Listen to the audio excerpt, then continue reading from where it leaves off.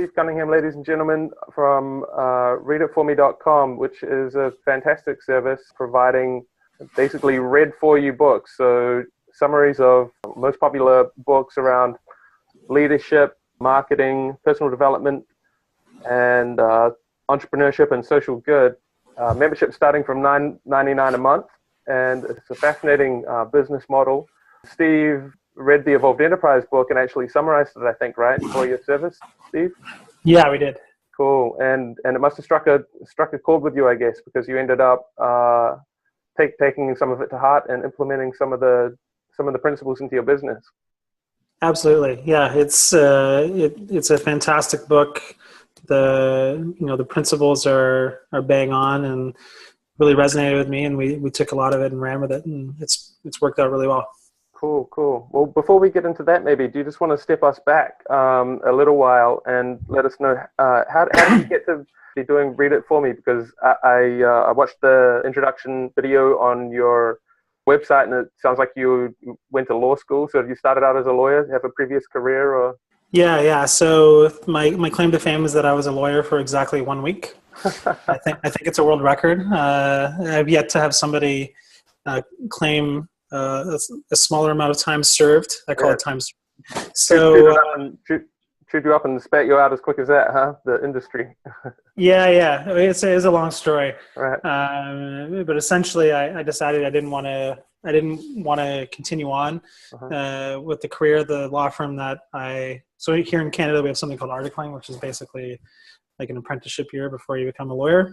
Okay. It was an awkward conversation. The senior partner took me out for a fancy lunch, asked me to join the firm. I said no. And I don't know if it was like, he just got caught off guard. He asked me to stick around for a week. Maybe he thought I would change my mind. So I stuck around for exactly 1 week and left. And now that's my claim to fame. So from there, I joined the family business, which was a signage business at the time. Okay. And basically, I didn't want to do that for a living either. I just kept kind of jumping around. And but what I did end up landing on was I wanted to start a marketing agency. Right. And around that time, it was when Facebook, Twitter, YouTube, and all that kind of stuff was starting to be used for business, but nobody had really done it yet. So I was young enough that I looked like I knew what I was talking about with social media, and old enough that I looked like I might know what I was talking about for business. So I got a lot of meetings with people, which I now know is free consulting, which is a bad thing to do in business. Right. But I'd get a lot of these meetings, and I'd go in, and they'd have these books on their shelves. And because I had invariably read many of them, like at least 2 or 3 I had read on each person's shelf, I would do sales 101. I would ask them, what did you think about this idea from that book or that idea from this book? They'd kind of stare back at me blankly and eventually admit that they hadn't read the book. Wow. So it's kind of just there as like showpieces. Yeah, basically. They wish they had the time to read the book. And that's where the name Read It For Me came from, because they would kind of say, I wish I had somebody who would just read it for me. Chuckling. So that's where we got the name. And we decided that we were going to create this as basically a social media case study, where we would take one of those summaries, turn it into a video, send it out. People would pass it around. And then we could go back and say, here's how we grew our business. Here's the step-by-step playbook on how you use social media to grow your business. And so that worked. But at the same time, we also started getting calls from people who wanted to become customers. We got calls from investors who wanted to invest in the business. And I always joke that if you want to get rid of those pesky investors, tell them that your business model is to start a marketing agency, and they will stop calling. Yeah, right. That's a good way to get rid of those pesky investors. And so then it just kind of grew from there. We put up a PayPal paywall. People started paying us. I reached out to our first corporate customer was Zappos. I just cold emailed Tony Shea, the CEO of Zappos. They turned into the first corporate customer. And so, a long-winded answer to your question, we kind of just fell into it over a span of time and a bunch of different circumstances. Yeah, right. Fascinating. And when you first So when you're first going through that, obviously you were doing these book summaries while you were running the marketing agency, right? So you're kind of balancing your I guess your day job plus your kind of startup biz, right? Yeah, and I wouldn't even call it balancing. We might spend, on a good week, 5% of our time doing Read It For Me. And then basically up until July of last year, we had still had the agency, and it was consuming, basically all of our time. But in spite of that, it kept growing slowly until eventually last year we were able to take it on full time. Awesome, fantastic. And was it mostly the corporate clients that enabled you to kind of bridge that cash flow bridge, I guess, from obviously when you're able to let go of your previous with the agency? Is it like and stepping into monetizing this business? Was it big chunks of cash coming from corporate clients, or the small personal clients that would kind of make up most of that?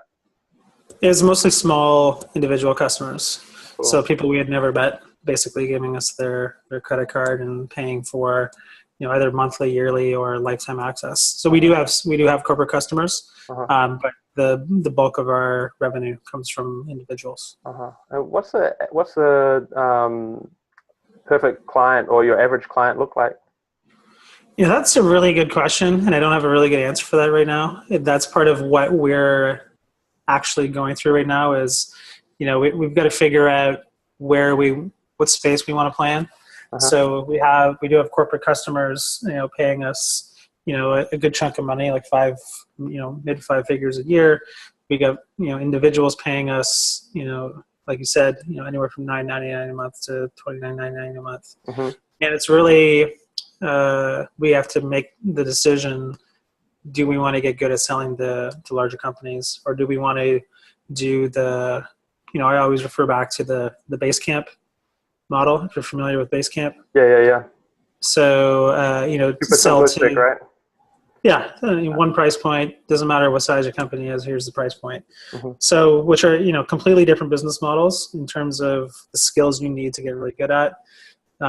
So I don't have an answer for that question, unfortunately, because, basically our customers right now are everybody. It's anybody who doesn't have time to read and wants to grow personally. And that needs to be a lot of different people. So it's more, the way I explain it, it's more of a psychographic issue rather than a demographic issue. It's growth-minded people, but those people are everywhere. So that doesn't really help us focus down on a particular market segment. Yeah, right. But I noticed in your promo video on your site that you cover these essentially seven categories, right? One per day of the week. So you got leadership, sales, marketing, personal development, innovation, entrepreneurship, and social good. And you have the ability for people to, I guess, subscribe to all of those or just their favorites. Are there certain categories that are more popular than others?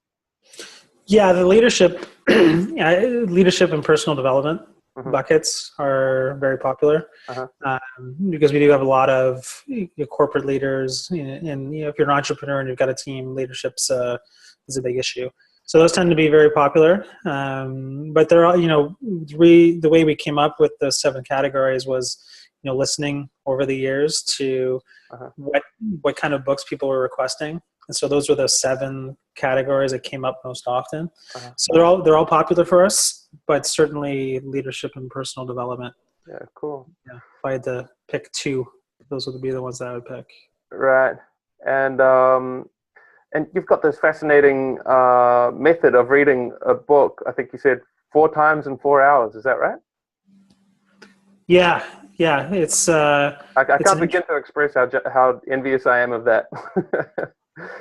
Well, it's taken a long time. That's your unique ability, right? Which I guess unlocks your capacity to burn through books and condense them in the way that you do, and ultimately, I guess, to become the engine behind this business. Yeah, I don't know if it's a unique ability. I think it was something that I trained for. So in law school, if you know anybody who's been to law school, what they do is they assign you like 200 or 300 pages of reading every single night. Right. And you had to read it because the next day somebody at random is going to get picked on to stand up in front of the class and get, dressed down by the professor. So you kind of just get really good at reading a ton of stuff and taking out what is really important. So I think I don't know if it's a natural talent, but it's certainly something that I spent a lot of time doing. Yeah, right. And that's one of the things that our customers come back to us for is that ability, because we do have competitors, and one of the things that we hear from our customers is, we've tried all of the other services and your summaries are just by far the best. Right. So that is something that we think is at the core of our business, is the quality and the insight, getting the right insights out of the books is key. No doubt. Can you, without diminishing from the likelihood of people on the call wanting to sign up for the service, can you give us a peek behind the curtains of what that process looks like? Yeah, sure. How to read a book 4 times in 4 hours. Yeah, absolutely. The first few passes through, I'm taking the chapter headings and the first sentence of every paragraph. And then I just go through the whole book that way. And typically, if the book is semi-well written, you're going to get, 60 or 70% of the ideas just by doing that. So that'll take me anywhere from half an hour to 45 minutes. Then I'm going through either the table of contents or the appendix, or sometimes there's chapter summaries, and I'm trying to get just a little bit deeper into what the themes and the stories are. I'm trying to build a framework in my mind for how this thing fits together. And sometimes the authors do a really good job of just laying that out. Sometimes they don't.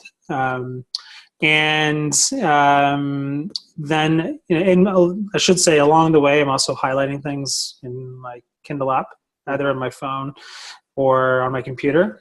Then I'll go in and look for the important stories. This is the third pass through. Highlight, typically a story will be 4, 5, 6 pages long, and I'll find the ones that are important, that I think are important. Why stories? Pardon me? Why stories? What is it about the stories that are so important to capture? People want to know that this is, a business book is basically, here's some stuff that if it's a personal story, here's some stuff I did that worked. Or if it's somebody who's putting together like a theory, it's here's some stuff that other people did that worked. So people want to know that this idea worked for somebody else's business. So even if it's just a couple of lines saying, Joe Smith used this technique from this book and he grew his business by X%, that gives it some validation. And sometimes it'll need some context as well. Sometimes ideas are pretty straightforward. Sometimes they need a little bit of context. So the stories help that way. Sure. Mostly for social proof that this is an idea that's worked for somebody, so that it can work for you as well. And then lastly, I'm just going through and actually just reading everything that I've highlighted. And so that's the 4th time through. I then make sure I don't miss anything, and I export the notes out of my Kindle app. And now I've got kind of an outline for here's what I'm going to write, and I pare it down from there and put my own spin on things. Cool. So I have no secret sauce. It's no one else in the world is going to go ahead and do this, because they just don't either have the time or the energy or the desire to. So, but that's kind of how we do it. Yeah, right. And thank you very much for that. That's fascinating and very helpful. I'm a pretty slow reader, so yeah, that's great. That's great insight to take away. And you mentioned that you use Kindle, so that was another question I had actually, because like whether you prefer Kindle to paper books for this process, or is there any particular reason you use Kindle? I guess you can download books and get them straight away, so you're going to be burning through a lot of books, so probably actually get the books in your hand is one element. But any other pros and cons about using Kindle? And are there any other tools that you need? Do you have like your Kindle here and your laptop over here, and you kind of like transposing notes from your Kindle to your laptop, or is it all just in that area in Kindle where you can type notes as you highlight and then you export that out? Is it a two device work, or is it a single device work kind of thing? I usually do it. So the reading I'll do either on my phone. Mm-hmm. So quite often I'll take my phone to the gym and I'll do a lot of my reading at the gym. So doing some like low impact, cardio. And one of the reasons for that is there's a lot of studies that show that if you actually do some low impact and low energy exercise while you're learning, you retain things better. So I want to make sure, I get some exercise in, and, I might spend, 2 or 3 hours walking on a treadmill, at 3.3 miles per hour, if anybody's super interested. Seems to be like the magic formula for me, where it's, that's about as fast as I can go without, losing my concentration. So most of the time I'll do most of the reading on the phone. I'll probably get, the first 2 steps done on my phone. The third and fourth step I'll do on the computer. And so the computer, if I'm using just the Kindle app, I've got the wider screen and I can go through things a lot quicker. You get 2 or 3 pages of text on the screen, so you're flipping through a few pages at a time. And then when I'm actually writing the summary, I'll do a split screen on my screen, and I'll have a text editor, which is the writing tool that I use. I use IA Writer, and then I'll have the Kindle on the other side, so I can I've got my notes that I've downloaded to the text file, but I also like to go back in the book while I'm writing the summary. So depending on what stage I'm at, it's either the phone or it's my laptop. Yeah, right. What was the app that you used? Sorry, IAA Writer, was it? It's IA Writer. IA Writer.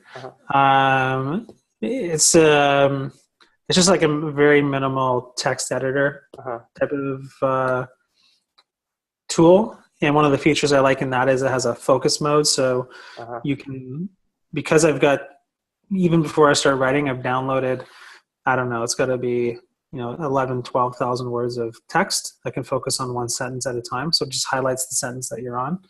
So I get, it's a lot easier to focus for me that way. I don't think there's any magic in it. It's just a tool that I like to use. Yeah, for sure. And do audiobooks play any part of this? Do you, like when you're at the gym, do you ever listen to an audiobook? And I know that like Kindle has, do they call it Whisper Sync or something like that? So you can like listen, and then if you need to pop open the phone and highlight a passage or whatever, you can do that. You ever play with that or? No,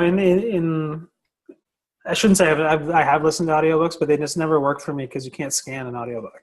Yeah. Basically, the largest part of what I do is scanning, and you can't do that on audio. I can't highlight an audio passage very well. I don't even know if you can do that. I imagine you might be able to bookmark stuff. Yeah. So it just doesn't work for my workflow. I know a lot of people who'll listen to audio. They'll have the Audible subscription and they'll listen to things on 2 or 3 times speed. Yeah. That seems to work for them, but this has never worked for me. Yeah. Cool. So yeah, Ed has a question in the text chat just saying, so just to clarify, you don't actually read the whole book, right? But yeah, I'll leave that over to you. How to answer that?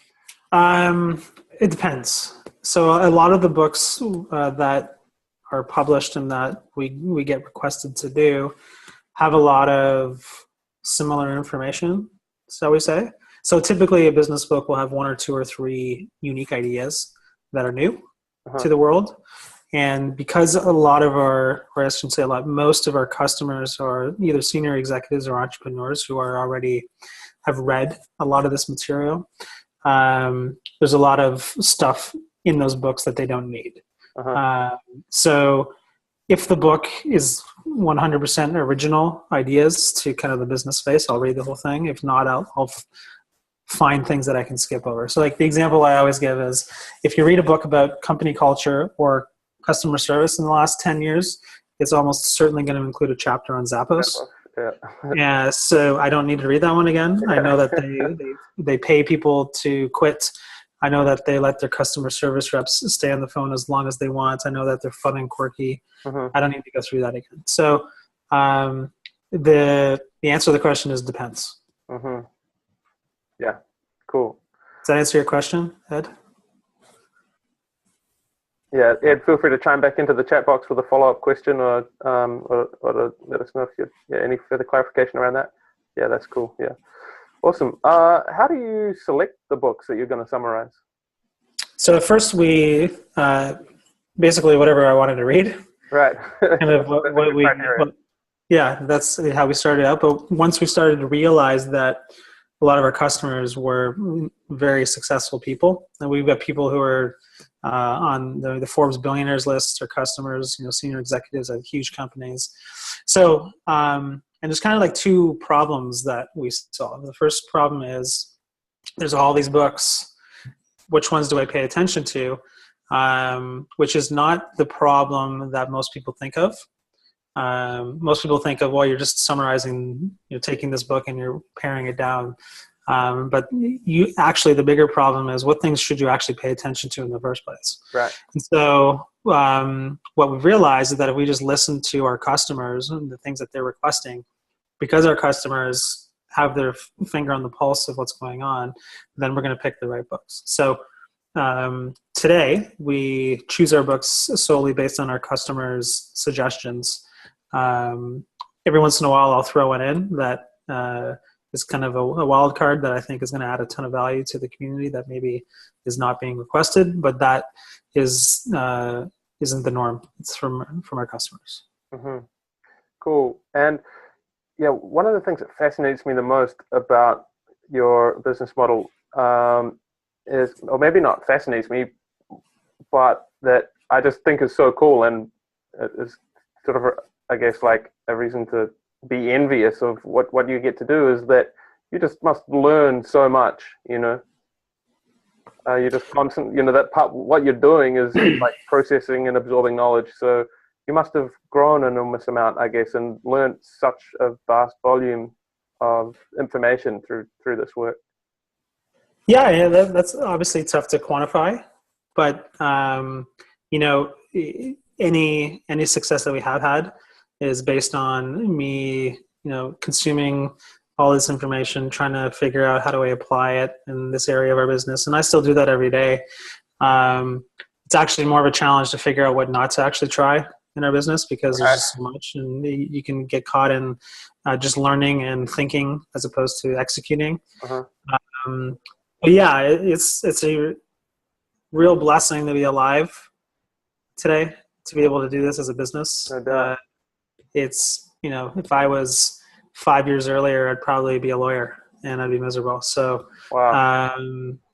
Yeah, I'm very lucky. Yeah. Wow. And so you've got these different categories of books that we touched on earlier: leadership, sales, marketing, etc. And I asked you already whether the audience has preference for any particular ones of those. You mentioned leadership and personal development. Would you say what are your favorite categories to read? You enjoy the leadership and personal development the most as well, or are there other categories? Or yeah, I think certainly the personal development categories, there's a lot of interesting ideas there. I think in terms of leadership, there's a lot written about it. There's not too much new. Right. It's kind of like, you go to the grocery store and you go to the checkout and there's a Men's Health and it's like, 8 ways to better abs. The original ideas in the leadership category are few and far between, I would say. So I think the personal development side is something that does interest me quite a bit. And I'm sure we'll talk about this at some point, the social good aspect is really interesting to me because I think it's a huge trend. And obviously this is from the book. But this is something that's going to continue to be a huge deal over the next 20 years. So I'm really fascinated with what other people are doing in that space. Really excited to see other people being successful, adding social good elements to their business. And it's becoming just a huge thing inside of big companies as well, with CSR programs becoming a huge thing. So yeah. And then I would say, I don't know, now I'm going to have to say all of them are my favorites. I'm going to add one more. Right. Entrepreneurship is really fascinating to me as well. I love reading stories of other entrepreneurs who are doing great things and unique things. And I think I'd never get sick of learning how other people are growing their business. So I think if I had to choose, those would be the categories. Cool. Which is really not an answer at all because I basically just picked half of them. Yeah. Well. If you ask me tomorrow, I'll probably add the other 4. Yeah. Okay, yeah, that's interesting. Interesting what you say about obviously evolved enterprise and how you see that as kind of part of a big trend that's going on, which is obviously, how we see it as well, and how Yannick communicates it and whatnot. But are there any other books or reference points that you've read or come across recently that kind of that back that up, or that that are in tune with the Evolved Enterprise book, or any kind of supplementary or additional reading that people might be interested in if Evolved Enterprise really struck a chord with them? I'm going to open up my. Can I open up my Kindle app and take a look? Oh, for sure, man. I don't remember the titles, but I ended up doing a presentation on social entrepreneurship at a couple of conferences. Oh, cool. And so, in my research, obviously, I was digging into all the books. And there is a lot of them. Some better than other. I think there's one called Getting Beyond Better, which is by Roger Martin, who used to be the dean of the School of Business at University of Toronto, which was very good. Talking about it in kind of like a global framework for how you can, the factors that you need in order to create a social enterprise that has a huge impact. So that one was really interesting for me. There was another one called, I'm just kind of scrolling through my Kindle library. Long Kindle library. Yeah, it's a big one. I spent way too much money on books. There's one called... At least it's a business expense, right? That's right, for sure. Social Entrepreneurship for the 21st Century was one that was good. Another one called The Business of Good.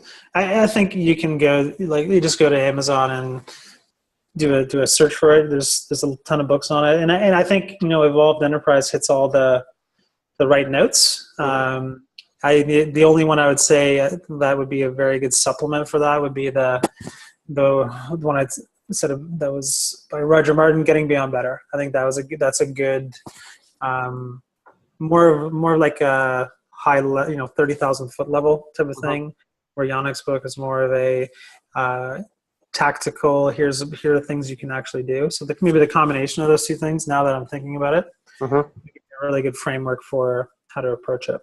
Yeah, cool. All right. So maybe a good point to talk about your experience with the Evolved Enterprise framework. So you want to talk us through a little bit about what happened when you read Evolved Enterprise and started to tinker with the principles therein? Yeah. So the business that I came into after law school was a really niche business that did signage for nonprofit institutions. And so we got to deal with a lot of foundations and a lot of charities through that work. And so I kind of got to know the space, and I was passionate about it. And I've always wanted to do something that gave back to society. But it was never something that, I'd do the usual stuff. You go to, you get our marketing clients would, invite us to the charity golf tournaments and, the rubber chicken dinners and all that good stuff. So we did the stuff that you're supposed to do as a good corporate citizen. But it was never something that, you don't wake up in the morning and go, wow, I'm excited to go to this chicken dinner tonight at 5:00. So I wanted to figure out how do we do something in our business that would give back as part of the business model. And I never could quite crack it. I would bring the idea up with some of my business advisors, and this is something I think is changing now with all the conversations going on about it. But the advice that I would always get would be, that's something you do after you've made your millions. Yeah. Basically the message, right? And after you hear it over and over and over again from people that you respect and have done well in business, that becomes your thinking. And so that really became my thinking for quite some time until I read Yannick's book, cracked it open, all of those ideas and that passion kind of came back for me. So it kind of sparked something that was waiting to come back to the surface. So, from a psychological standpoint, it kind of brought everything back full circle for me. And then, just reading through all the different ways you could actually do this, got the wheels turning. So what we did is we just started to do it.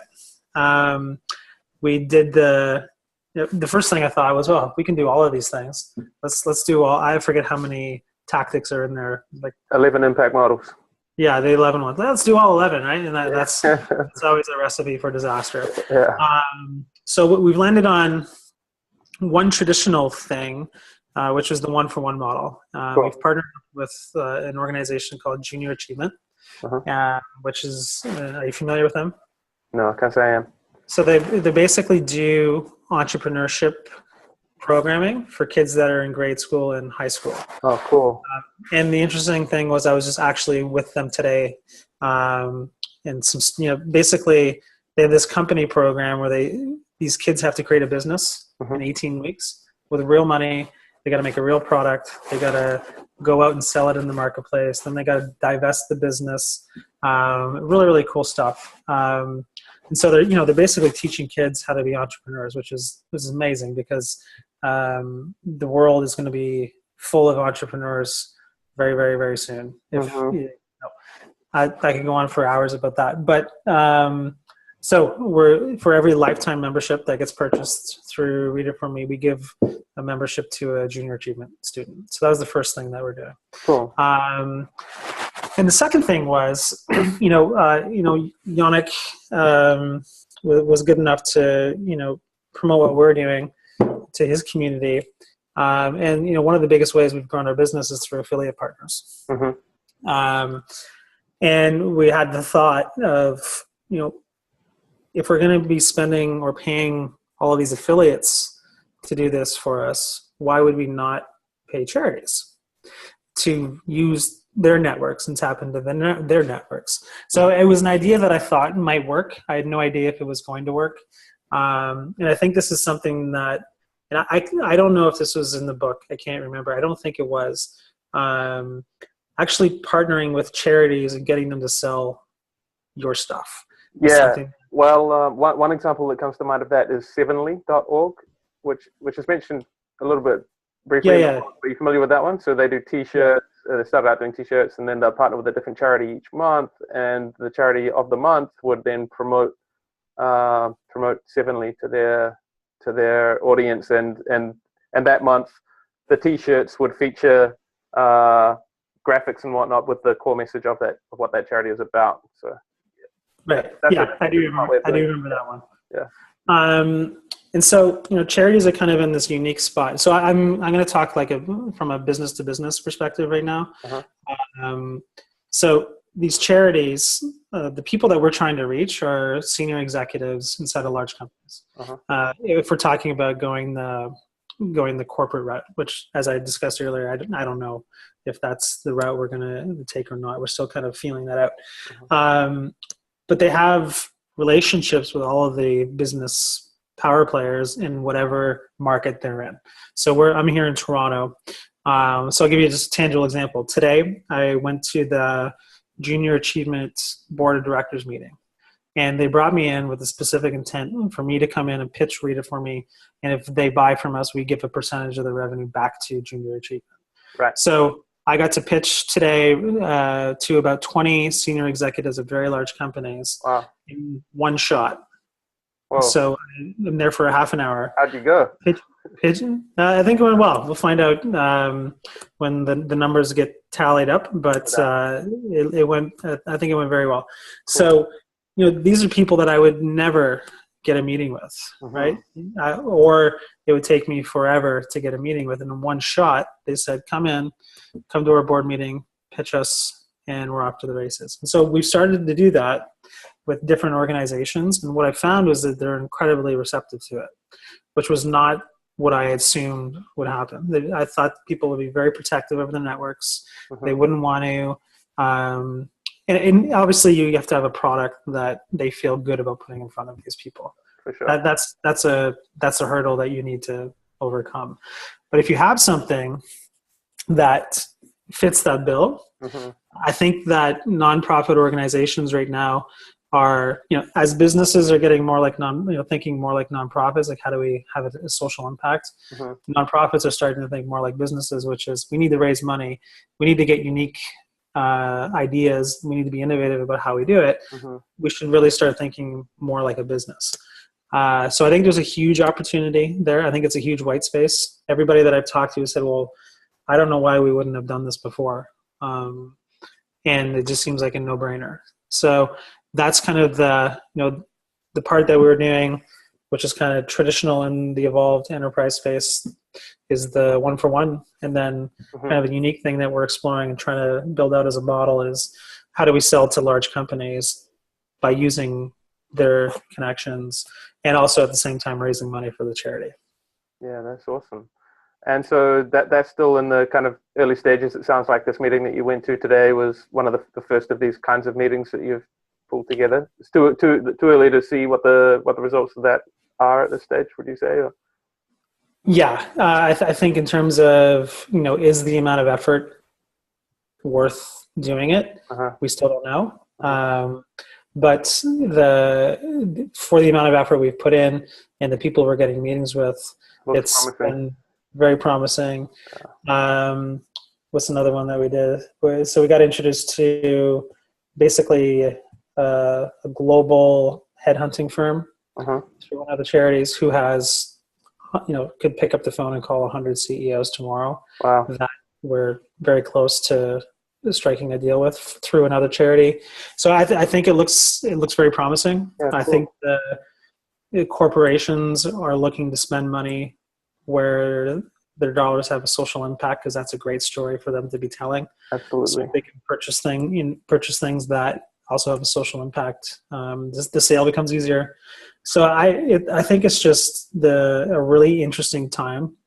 Again, feel very lucky to be alive and that you get to actually work through this, and who knows what this looks like in 5 or 10 years. Oh, but I think there's a huge opportunity for businesses that if you focus on those avenues and get creative about how you approach it, that's where all the money is going to be made, and for the business and obviously for the causes that you're going to support. How are you choosing the charities that you're approaching for this strategy? So like anything, I'm a pretty lazy guy for the most part. I like to figure out how do we do things in the easiest way possible. So we've made our service free for any nonprofit in the world, and then we've partnered with a couple of organizations that have basically associations for charities. So they approach us, and then we vet them. Obviously, we want to feel good about the charity that we're working with.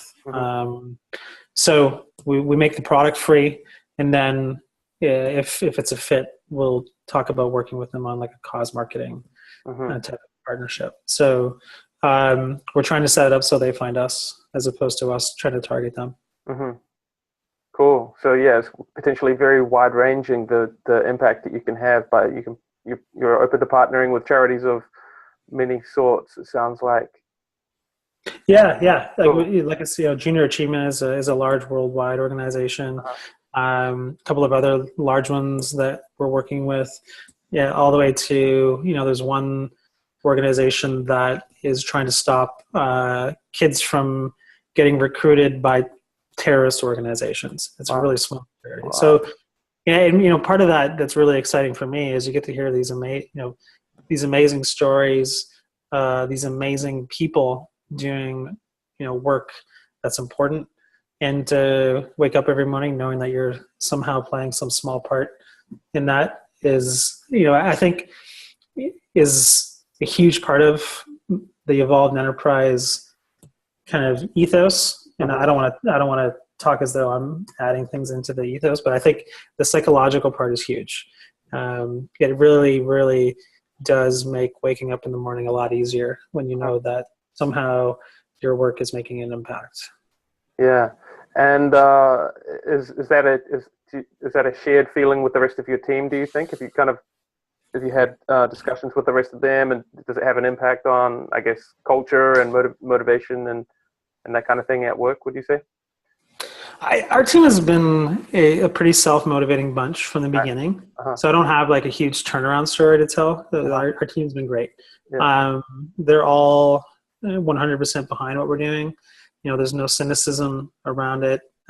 They genuinely get excited around the kind of stuff that we're doing with this. So, I think, deep down, everybody wants to make an impact. Uh-huh. And if you show people that the work you're doing makes an impact, and that's nothing new, right? That's something that everybody knows. If you can give people a purpose, they're going to do great work. But it just happens to be a lot easier. Like back in the day, you'd have to like invent some sort of nebulous purpose for why your company that sells Q-tips is making the world a better place. Yeah. Now you can actually just partner up with other people, and their cause can become your cause, which is great. Yeah. Cool. Do you want to talk? We've got a couple of questions actually lining up in the group chat. I want to make sure people feel heard. So let's just have a quick look at these. So Ed says, I got the app, was expecting to see option for getting books. What am I missing? I assume that he's talking about your app. If there's an app out, then I have to talk to my developer because it shouldn't be. Yeah. So we're actually about to release an app in the next couple of weeks. We're beta testing with some of our customers right now. So if you shoot me a link to my email, Steve at Read It For Me, I can check out what you found and give you a suggestion. It also says, how do I buy this service? I found an iPhone app, but there doesn't seem to be any books. So maybe the app hit the shelves early, perhaps. But I don't know. Well, that's going to be my first to do as soon as we hang up. Yeah, cool. What happened there. So the second part of his question, how do I buy this service? Just readitforme.com. It's actually readitfor.me. Oh, sorry. If you're gonna, no, that's okay. We should have got that domain, but one of our early affiliates snagged it before we woke up and smelled the coffee. So it's readitfor.me, and you can take we have as part of our strategy right now, we have we're taking our $9.99 plan and marking it down to $0 for a limited time. So you can take advantage of that if you do it today. I think that experiment's expiring tomorrow at midnight. Once you get in there, you're going to be hit with a lifetime offer right away. So you can buy lifetime, or you can take the 7-day trial that you'll get and take a look at all the options available. Yeah, cool. And so the 1-for-1 offer that you have, which is your direct to consumer offer, that when you introduced that you had a significant boost to sales. Is that right? Yeah. So we launched that around the same time that we launched our lifetime offer. So kind of that came out at the same time. Mm-hmm. But yeah, since we started focusing on the business itself, basically around the same time that we started doing the Evolve Enterprise, mm-hmm. And building that model into our business. And so, yeah, our revenue grew. I can't remember the number I gave you because it keeps changing every month, and we've been trying to schedule this for a little bit. Yeah. But I think it was around 15 times. Yeah. Revenue, I think, was the number I gave you. That's amazing. Yeah, it's seriously incredible, man. Yeah, it is amazing, and we're, like I said, lucky, blessed, all that good stuff. But it works, which is great.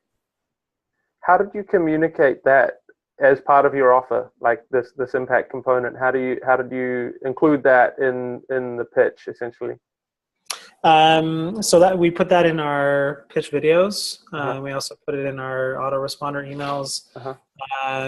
I have a very personal style when we're promoting things. So I like to tell stories about how why we're doing things and how we're doing it. So I'll typically explain that in our pitch emails. So we haven't really made it a huge portion of our marketing website yet. That's something that we're going to be doing. But we've just been so busy, trying to keep all the balls in the air, so to speak, that we haven't had time to fully promote what this has done for us. So that's kind of where we're at with it. Yeah, cool. Okay. And so what's next for you guys and for the business, would you say? I think we're just going to keep putting one foot in front of the other and continue to try to, make a difference in people's lives with the work that we're doing, and continue to, forge this path of how can we help charities raise money while we grow our business. If we can crack the code on that and be able to scale it, that's going to be something that I hope is part of our legacy, in terms of the impact that we're creating and we're helping. And we're thrilled to be a part of what you guys are doing, and I can't speak more highly of just you guys in general. I say you guys, you, Yannick, Mike, and then just the impact that you guys are creating. It's awesome. Oh, thanks very much, man. Cool. I got a few more questions. I'm sure we could talk for hours. Actually, I got some pretty juicy ones, but we've got about 10 minutes to run, and I want to make a little space at the end of the call for other people to chime in with any questions. So think of any questions. Now would be a good time to formulate them. But before we get to that, your favorite books? Yeah, that's a really good question. we could extend the call for another hour. Yeah, that really depends on when you ask me that question too, because I just read this book and it was amazing. I think I give two answers to this all the time, so I'll give you my stock answers. So one book that has really made an impact for me, the books, I guess in general, the books that I really like are the ones that have some sort of contrarian insight that it helps you see the world in a slightly different way. So two books that have done that for me. Number one is a book called The One Thing, which is a book that most people who kind of keep up with the business book space would know. It's a New York Times bestseller. And the basic principle of that book is, you need to focus on one thing, but that's not really the essence of the book or the contrarian part. So what they say is you should ask yourself a question, and it's what's the one thing that I can do either this week, this day, this month, this year, which is the part that most people kind of gravitate to. But the second part is actually the powerful part, which is such that everything else is easier or necessary. Right. So that's the part that really, really makes a difference. Yeah.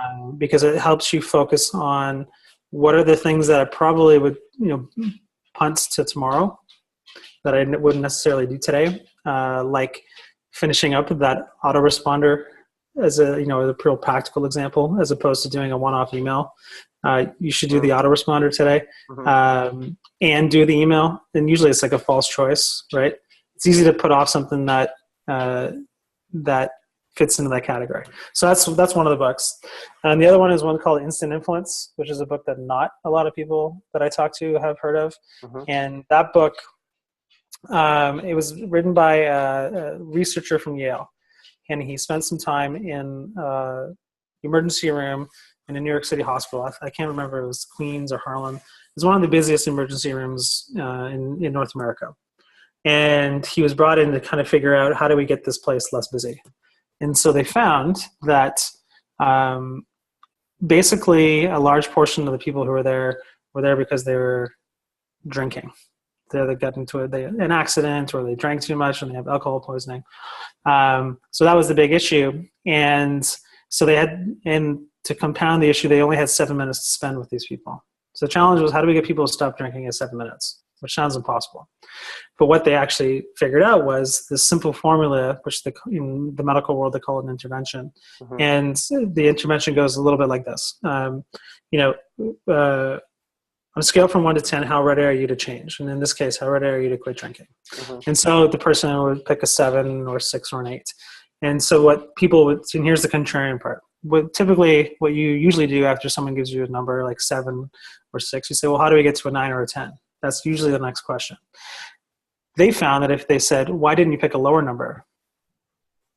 that is the part that gets people to actually make the change. And so the insight was, if you get asked why didn't you pick a lower number, all of a sudden you're going to start thinking of all the reasons why you actually are ready, instead of focusing on the reasons why you're not, which is hugely powerful. And the insight is, you can't get people to do things unless they're self-motivated.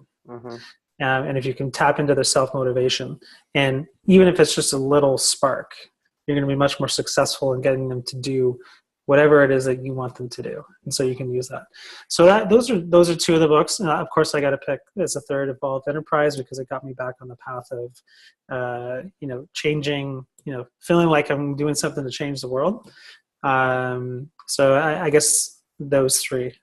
Ask me tomorrow, I'll tell you the three different books. Yeah. Still, to have Evolved Enterprise in the top 3 out of the vast quantity of books you read, man, that's a hell of an accolade, I'm sure. I didn't even say it was third. Yeah, in no particular order. That's right. Yeah, cool. How about you? What are your favorite books? Oh, good question. Well, right now I'm finishing 2 books. I read kind of haphazardly in terms of sequencing. I used to try to just sort of buy a book and read it, but I found that didn't work. And I get so many recommendations that I just buy them. If a book catches my eye or someone says it's great or whatever, I buy it, and then it just sits in my Kindle library until I get around to reading it. So at the moment I'm finishing 2 books, which are related. The Great Work of Your Life by Stephen Cope, which is recommended in Evolved Enterprise, actually. Have you heard of that one? I don't think I have. No, I'm going to write that down though. Yeah, The Great Work of Your Life, Stephen Cope. It's really beautiful. And essentially, it's kind of an analysis, or it's strongly influenced by the Bhagavad Gita, which is the second book that I'm finishing reading at the moment. So I'm kind of reading them in tandem. So the Bhagavad Gita itself, and then this book, which is based on it, and kind of an interpretation of how to apply the principles of the Bhagavad Gita into our modern lives, and specifically around how to find your calling, and how to find your dharma or your calling, and how to pursue that ruthlessly, to essentially, I guess, bring your greatest work into the world and kind of unlock your greatest creative potential and that kind of thing. So cool. Yeah. So that's pretty cool. Awesome. I've got a couple more questions here in the text chat. Let's see what we got. Ed is saying, how do I buy this? No, we've already had that one. Ed says, with the Pro version, do we get to choose the ones we read, listen to, watch, or is there a set group of books that come with each week? So basically, with the Pro version, you get full access to the library. When we say we release the books, those are basically, we're just giving you notifications of the ones that are new. So you get basically access to everything. We just tell you which books we're adding. So while there is new books that come in every week, you can go in and watch, listen to, or read whatever ones you want. Awesome. Kind of like a Netflix model. Cool. Does anyone else have any other questions? Do you guys have any books? Yeah, any time to read? Any book suggestions for me? Would love book suggestions. Now's your chance to give back. If you can't think of them now, send me an email. Would love to hear. Steve, read it for me. Yeah, cool. All right. Well, couple more seconds. If anyone wants to chime in, you will be muted by default, so you'll have to unmute yourself, or you can raise your hand if you can't figure out how to unmute yourself. In the meantime, while we're waiting for that, do you just want to, Steve, just talk us through? So when somebody's right now, you've got the basic plan for free, and then there are other packages which include audio and video and stuff like that, right? Yeah. So for the part that we have for free right now is 1 summary a day by text. And then the Pro version includes the audio and the video and full access to the archives whenever you want. So more like we're toying around with using a freemium model right now, where you upgrade for convenience. If you want the audio for your commute, or you want access to the archives, that's kind of the model. Cool. Cool. All right. It seems like we don't have any other questions chiming in from the audience right now. So I'm going to wrap up with one final question, which could be a long answer, but maybe, see how you want to answer it. You mentioned earlier that in the future, you see that the world will be full of entrepreneurs. How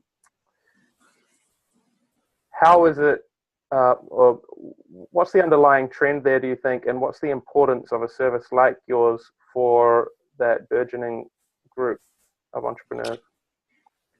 Yeah, so basically, I think everybody's heard this for a while now. We've got there's a bunch of books on this too, by the way. So like there's one's called The End of Jobs. I think you probably know the book Exponential Organizations. I think I think Peter Diamandis. So basically the trends are there's AI coming down the pipe that's going to get rid of a lot of jobs. There's stories of cases where there used to be like 500 lawyers doing discovery. It's now done by one person overseeing a piece of software, as an example. So a bunch of industries are going to get disrupted by AI. A bunch of industries are going to get disrupted by robots. Freelancing is becoming a much larger part of the corporate world because it's so much easier to find the right talent at the right time for a specific task. And the statistics on that is it's just 30% cheaper to use freelancers than it is to hire a full-time employee. So all of those things combined basically is going to mean that some people are going to be entrepreneurs because they can. Some people are going to be entrepreneurs because they must. And depending on which stats you look at, in 2016, I think there was somewhere in the neighborhood of 24 million entrepreneurs in the United States, which tends to be a good benchmark for the rest of the world. In 2020, that number is supposed to be somewhere around 60 million. Whoa. So in the span of a few years, that number is going to double. Yeah, wow. Which, that's a lot of people. And a lot of them are going to be displaced workers that have to now figure out how do I become a freelancer in this economy? And so I think what is going to happen is that more and more people are going to have to be able to think like entrepreneurs. So basically learn a lot of the stuff that we've been covering along the way is going to become super important for people to learn quickly. And kind of my journey, if I can come full circle with this, you're right, this is going to be a long answer. So we come full circle. I was thrown into a business. It was by choice, but my father made me the president of the company. And I had zero business experience. So I actually have experienced this in my life. And what I did was I went to the bookstore and bought a bunch of books, and I read as much as I could. Now I got to do that quickly because I had been spending 3 years training to read things quickly. But most people are going to be very busy trying to figure out how to put food on the table, how to pay the mortgage, and do all the things that they need to do in order to stay afloat. And I'm not going to have time to do what I did, which was to bury myself in books. So I think what we do is going to be super important for those people because we're going to be able to get them up to speed as quickly as we possibly can. That's why I'm the one summarizing the books. I think it's critical to get the best information to the people who need it. And so, yeah, I think what we do is only going to become more important, not less important. Unless, of course, we are totally displaced by robots and AI, in which case I'm toast. So there's both ends of that argument. So, but I think in essence, getting people educated as quickly as they can so they can hit the ground running, producing income is so important, and so out of our 7 categories, like sales and marketing is so important for people starting out in a business, probably more so than leadership at the beginning. So sorry about the long-winded answer, but you got my wheels turning. No, that's a great answer. Yeah, no, I totally agree. I mean, the world is changing, right? And job security is dissolving, and people need to think more like, increasingly entrepreneurial. And so, I absolutely agree. Services like yours can really hit a sweet spot to help people get up to speed across a wide range of topics quickly. One more question, I think, from Ed. I'm in pro. Excited about this. Thanks, Steve. No, Ed, thank you. Cool. That's been great. Well, any other quick fire questions? I just want to be respectful of everyone's time. Looks like we're wrapping. That's awesome. Hey, thanks so much, Steve. It's been great to connect finally after weeks of trying to get there. So it's been fantastic to talk to you. Real honor. And look forward to chatting again sometime soon. And it's readit4.me or steve@readit4.me, right? That's it, man. Cool. And thank you. Thanks for your patience in getting this set up. And it was awesome to talk to you. Keep up the great work. Thanks so much. Likewise. Keep us posted on how you go with these big corporate deals through the charities. We will. We figure it out. Maybe we'll do an update session. Sounds great, man. Okay. Cool. All right. Thanks. Have a great day, everybody. Thanks. Have a great Cheers. night. Thanks. Bye. Bye.